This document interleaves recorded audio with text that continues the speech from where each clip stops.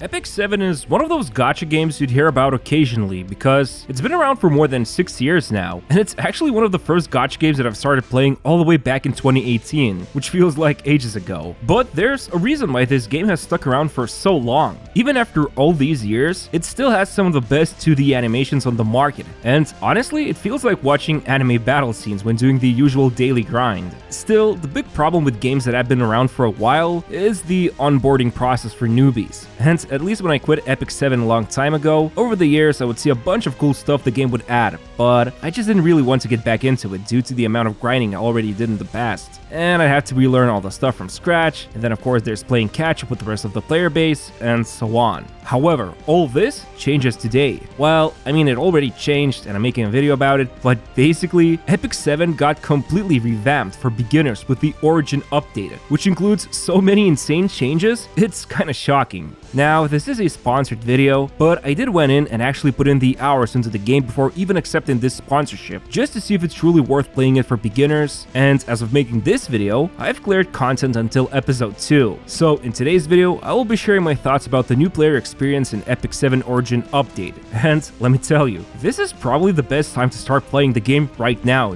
due to so many insane rewards that are being given away. However, even if you're, let's say, watching this video 6 months later, there's still a lot of stuff that will stick around, due to the way it's been redesigned for beginner accounts. Anyway, let's just jump into it so I can show you why. Alright, so the first thing that's new is that there's a whole new prequel episode you will need to first beat, called Sixth World Episode. And it actually has some really nice cutscenes, like the devs definitely wanted this to be eye candy experience for newbies, and even the cast is well selected. There's some faces you might recognize like Crow, although now the dude has fire attacks, which is pretty cool, and then there's other characters that the story will revolve around, like Victorica. I think I spent 3 hours experiencing this prequel episode, which also includes me following the story, but after this episode wraps up, we actually start off with the good old episode 1, which is where I also remember spending the majority of time back in the early days of Epic 7. However, this time around, instead of spending weeks on trying to clear episode 1, now it took like 4 or so hours, and I got to that point where I had to fight Archdemon Mercedes, which I remember back in the day the fight was pure agony to get through, but now, thanks to the constantly giving away freebies, this fight was insanely easy. I almost couldn't believe it. So yeah, in terms of progression, it'll take you less than a day to clear episode 1, and to me that's pretty impressive because basically, while there were a couple of fights where I had to do some manual play, the rest of the grind was super easy, since there's double speed for combat and you can set it to auto too. So what's left is the actual story you get to experience stress-free, and then there's the decisions you'll need to make when it comes to gearing the team. But this is where I want to talk about the biggest quality of life changes for beginners, the progression systems and their rewards. Alright, so first things first, in like the first hour of the game, I received a free ML unit, Free Spiriteria, with maxed out skills. To me, this is pretty huge. I remember back in my day, it would take so long to level up all the skills. I'm not sure how easy it is to do it nowadays for experienced accounts, but for a new account to just receive a unit that has maxed out skills, and from what I understand she's an excellent AoE farmer, that's just really nice. And I've been using her so far to clear all the content easily. But then there's also a Moonlight Selector. That's right, you can pick any of these 5-star Moonlight units and start using them. From my own research, the two best ones are literally the ones the game recommends to pick. Arbiter Vildred starts off kinda decent, but becomes much better in endgame and for PvP specifically, while Spectre Tenebria is a superb pick for PvE, and I just picked her because I wanted to make my PvE progression as easy as possible. I know from my talks with some veterans of this game, PvE usually becomes kinda trivial, but to get there it still takes quite a lot of time, and while PvP is the true endgame, you'll still need to spend a lot of time in PvE, and I know some stuff like Abyss Tower will be challenging for me, so I picked Tenebria.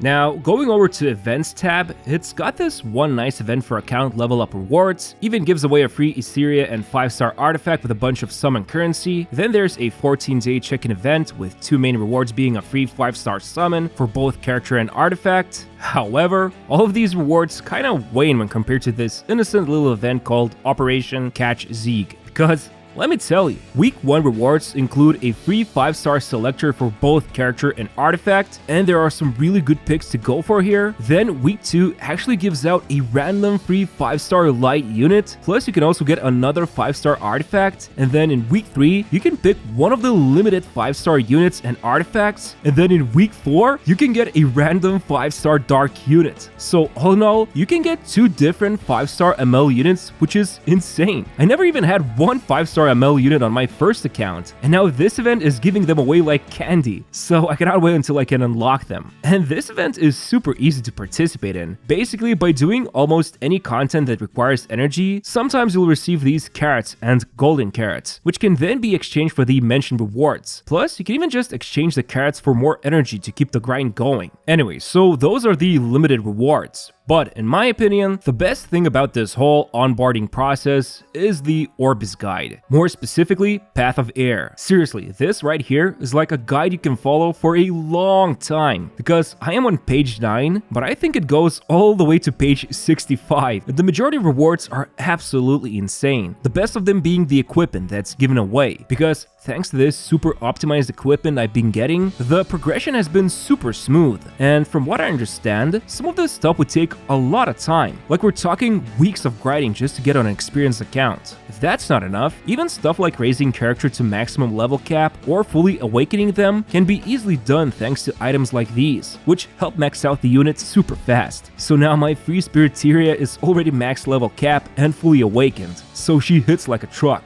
And the funniest part is that I didn't even talk about the gacha aspects yet because, well, there's so many selectors and random 5-star summons being given away from events and the Orbis guide that I didn't even have the time to summon yet. And I've been stockpiling my currencies so far. Well, I did spend a bit of Moonlight summons, but I didn't get anything amazing. However, knowing that I will be getting 2 5-star ML units from that event, plus I also got this free Spectral Tenebria, well, I'm pretty content with my life right now. And yeah, eventually my goal is to build a classic Wyvern farming team, which hopefully will happen in a couple of days. That's the boss everyone grinds for its gear, and from what I understand, the way this boss and all the other equipment bosses are set up these days, there will be additional Orbis Guide tab, which will provide tons of amazing equipment drops with predefined superb stats, and even characters will be given away. So basically, by just following the Orbis Guide for those bosses like Wyvern, you can easily set up a whole farming team from its rewards. So yeah, so far as a day 1 experience, the game has been super easy to get into. There's almost no bombardment of information, everything is unlocked bit by bit, all the rewards feel impactful for progression, and I think this Origin update so far feels like a huge success for beginner accounts. So if you quit the game in the past and thinking of going back, or if this will be your first account, I really recommend checking out Epic 7 right now. You can download the game by using my link in the description, which will help support my channel, and there's also a bunch of guides on YouTube for this Origin update, which are not necessary, but are great if you want to squeeze out the maximum value out of your brand new account. Anyway, hope you found this video useful. I've been having a blast reliving the nostalgia of Epic 7, and I hope you will enjoy the game too. Thanks for watching, and see you next time.